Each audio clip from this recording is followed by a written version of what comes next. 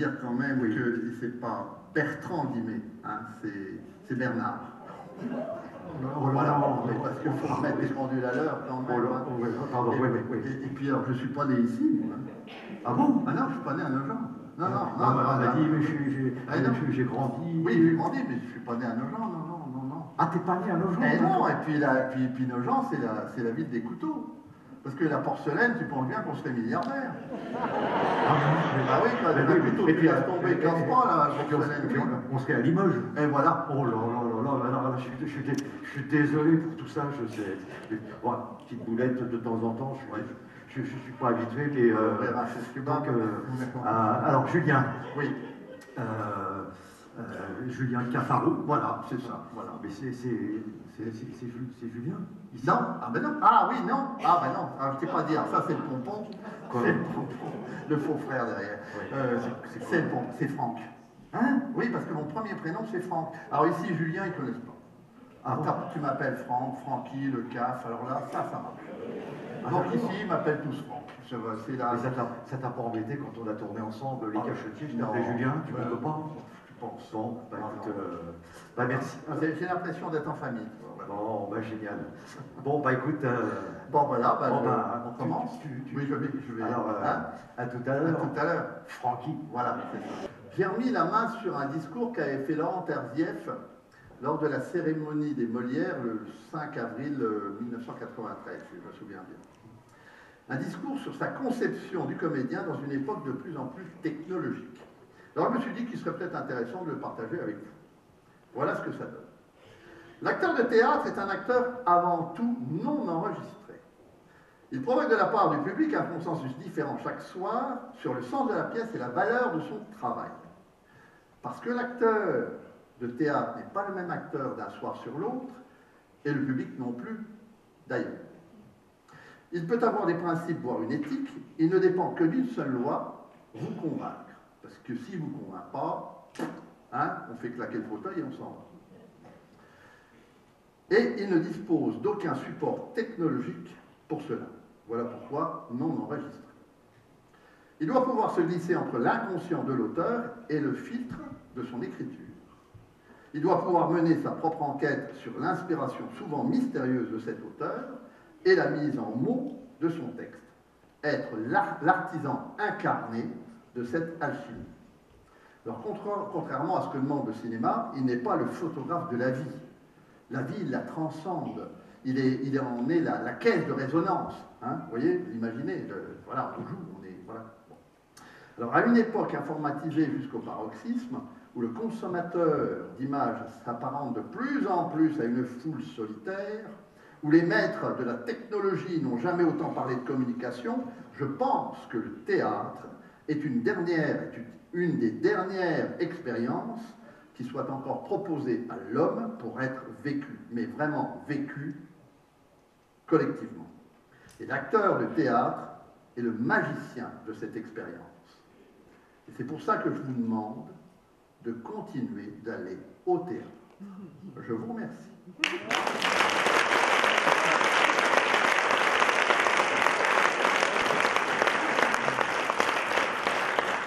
Mon merci de m'accueillir ce soir. C'est normal parce que... Sinon, cette soirée sur la planche. Bon, ça t'a fait plaisir. Oui, alors juste une petite précision. Je ne m'appelle pas Fabienne Gaillou-Meurice. Parce qu'il n'y a pas de I avant les deux L. C'est Fabienne Gallou. Ah bah oui. Voilà. Oh là là, je suis désolé. Pardon pour la boulette. Première petite boulette. Et si je peux me permettre également, je ne suis pas la petite fille de Paul Meurice, cet illustre comédien français. Non, c'est mon mari, Charles Meurice, qui est de la famille de Paul Meurice. C'est pas grave, hein. Ça fait que 2 ans qu'on travaille ensemble. Non, mais je suis gêné. Je suis gêné. Bah oui, les diaboliques, tout ça. Oh là là, Paul Meurice. Bah oui, le monocle. Alors moi qui ai joué avec les mots pendant des années, bah oui, il n'y a pas de I, on ne dit pas Gaillou. Bah non, on dit Gallou. Bah voilà. Alors si tu retires le I de Gaillou. Oui. Là, ça fait Gallou. Voilà, exactement. Ça veut rien dire surtout. Bon, voilà, c'est bon. Voilà. Tu vas bien me laisser 2 petites minutes parce que j'aurais quelques petites questions à poser à Julien. Ah, d'accord, ok. Voilà. Je suis désolé hein, pour ces petites mises au point comme ça. Tout n'est pas très précis, mais... Ce sont des détails. Hein. Voilà. Bon, moi, je connais ça avec Franck. Et Julien. Oui.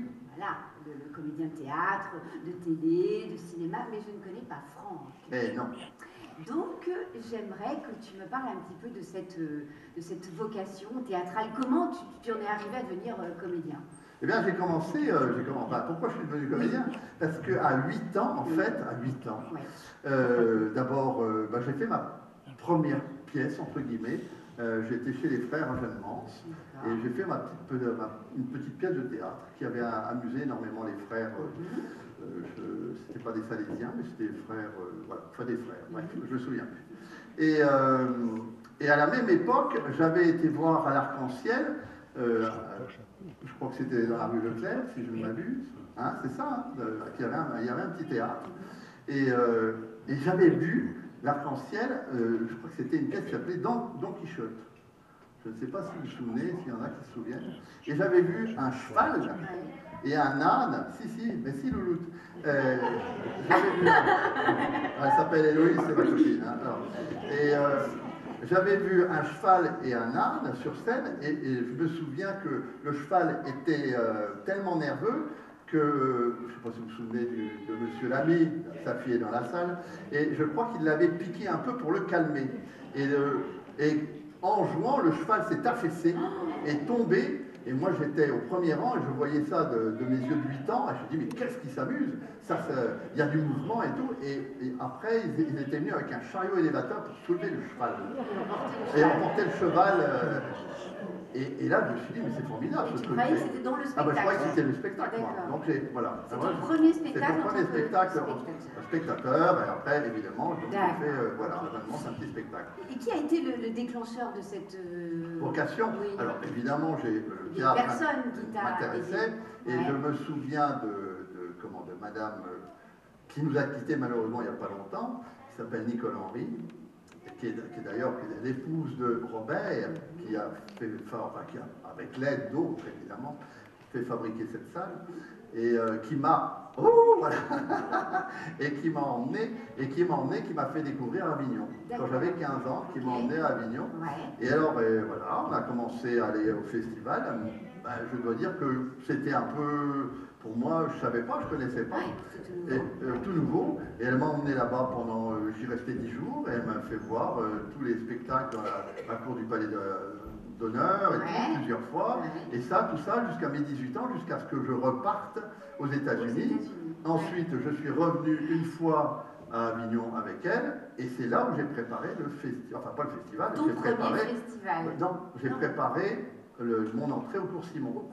Et c'est elle qui m'avait donné le texte de Tardieu, qui m'a dit essaye Tardieu, et monsieur dit à monsieur, c'est un poème.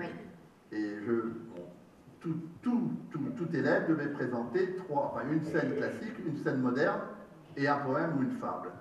Et elle me dit, si tu prépares ça, si tu proposes ça, tu verras, ça sera ça, tu seras interrogé là-dessus. Et moi, j'avais pas réellement bossé les deux autres trucs, je bosse Tardieu, vraiment bien bossé, et je me souviens, je dis, voilà les uns, monsieur, présentez-nous Tardieu. Alors je dis, c'est formidable, bingo, et j'ai eu le premier prix. Voilà. Et c'est là que tu as rencontré Xavier? Et j'ai rencontré Xavier, le tourneur, là, à ce moment-là, au cours Simon, et on a fait nos classes pendant 3 ans là. Est-ce que tu te souviens de ta première audition au théâtre? Ma première audition, oui, c'était avec Robert Derry, et je jouais déjà, parce que j'avais monté des pièces et tout au fur et à mesure. D'ailleurs, on continue à appeler Pantalon, qu'on avait joué là, après, là où on faisait une comédia dell'arte un peu parodiée, que vous avez certainement vu, certains d'entre vous. Et puis ensuite, on avait fait, j'étais déguisé en bébé, ça je n'étais pas fier, mais néanmoins, à Paris, ça avait bien marché, et donc comment dirais-je, on a continué à la jouer à Paris, et puis, la comédienne avec laquelle je jouais était la femme du neveu du producteur de la pièce des Branquignoles. D'accord. Et donc, on m'appelle et on me dit, enfin, on m'appelle pas, Rémi, ce mari de Kelvin, me dit, écoute, j'aimerais bien que tu passes cette audition, je pense que ce rôle est pour toi. Et moi, je lui dis, mais non, je ne suis pas assez prêt, je suis trop jeune, il faut attendre, faut que Il me dit, non, je cherche un personnage comme ça. La première audition passe, il ne trouve personne, la deuxième passe, il ne trouve personne, la troisième. Hein, et il vient un soir, il me dit, écoute, demain, je viens te chercher chez toi et tu passeras l'audition. Et je lui dis, mais non, et donc je dormais. Le lendemain matin, 9h, il frappe, paf, il arrive. Et je lui dis, qu'est-ce que tu fais là? Tu t'habilles, tu prends ta douche, tu viens. Et à 10h30, j'étais au théâtre de l'œuvre. Ouais. Et tu t'assois, il y avait 5-6 personnes, on était, voilà. Et à un moment donné, arrive, il vient Cafaro, s'il vous plaît. J'avais vu Robert Derry rentrer, je dis, avec Colette Procès et tout. Et il me fait venir, et Derry me fait comme ça, il me dit, mais c'est lui, c'est le personnage. Et donc, tu n'as même pas passé l'audition? J'ai même pas passé l'audition, il me dit, mais simplement ma démarche pour arriver à la table, c'était bon. C'était le personnage. Après, on s'est essayé au basket aussi, comme il est américain. Ah. Et c'était pas mieux. C'était formidable. C'était formidable. Ah, oui, non, mais moi j'ai adoré. Là, il a envie de nous, oui. Il a envie de nous virer. Bah non, Séraphin, bah non, bah, je vois pas. Je vois que ça. Ah bah non, c'était Tourne-toi, merveilleux. madame, Tout le monde les a. Écoute, merci beaucoup de l'accueil. Je peux me permettre une petite précision. Oui, oui. Alors j'ai un chien, ça en est bon. Oui. En revanche, c'est un berger australien. Ah Ouais. Ah, c'est pas le. Mais il y a quand même les. Il y a les poils, il y a les pattes. Il y a la truffe. Ouais, ça en est bon. Ça là-dessus, les Ça t'est bon. Bon, bah, je suis désolé. Mais non, mais je t'en prie. Et juste, Oui. il s'appelle Django. C'est pas Pancho. Non, c'est pas Pancho. D'accord. Alors, t'as vu, et Django, c'est pour Django. Non, Django Reinhardt. Qui c'est? Non, Django, mais il y avait des westerns. Je vais la coucher tout de suite, s'il te plaît. Mais attendez, Mélanie, d'abord. Mais je m'appelle Lisa. Mais non, mais Mélanie, mais ça n'est pas le but de la soirée. Vas-y, me retiens pour rentrer, j'ai mal. Mais on ne joue pas la pièce, Mélanie. Samuel, arrête d'être dans le dénion, c'est tout ce que tu couches avec Pierrette. Mais je ne suis pas Samuel. Appelle vite Étienne, ça va sortir, je sais. Oh non. Fabienne, Attends.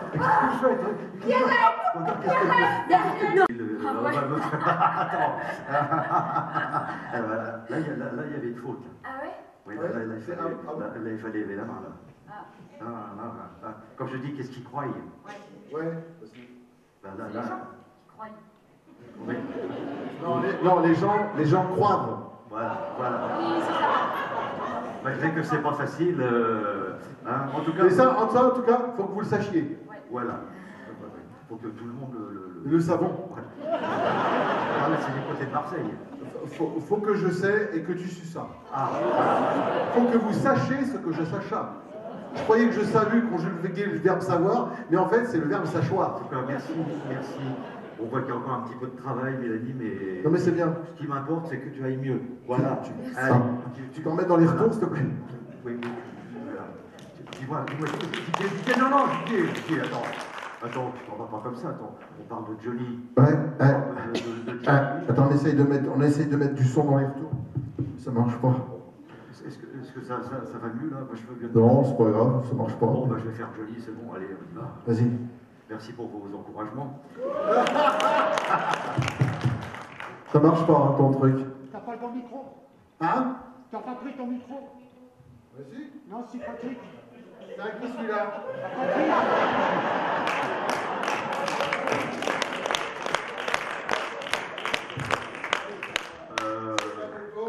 Bonjour. On parlait de Michel Serrault. Alors, oui, c'est parce que j'avais pas le bon, c'est ça? 1, 2, 12. Alors, attends, et on va. Bah non, c'est pareil, j'entends pas dans les bruits là. Ça marche pour vous? Ah non, on n'entend rien. Alors là, c'est zéro. Ah bah ça y est, t'as appuyé sur le bon bouton. Bon, dis-moi. Parce qu'il faut qu'il pose la bière, voilà. Dis-moi, Didier. Oui. Avant de conclure cette belle soirée. C'était une belle histoire d'amour entre nous. Voilà. Hein, c'est ça, avant de conclure, c'est ça que tu dis. Oh là là. Elle est timide, hein? Je vais te souhaiter. Je vais te souhaiter un joyeux anniversaire, parce que vraiment, c'était une belle année. Oui. surtout Voilà, un bon spectacle et un bon Noël. Voilà, et que Johnny et toi, ça match. Quoi. Bah, tu veux, je vais faire un on va faire un petit. Il faut appuyer sur le bouton, j'ai pas le bras assez long. Allez, Johnny pour terminer.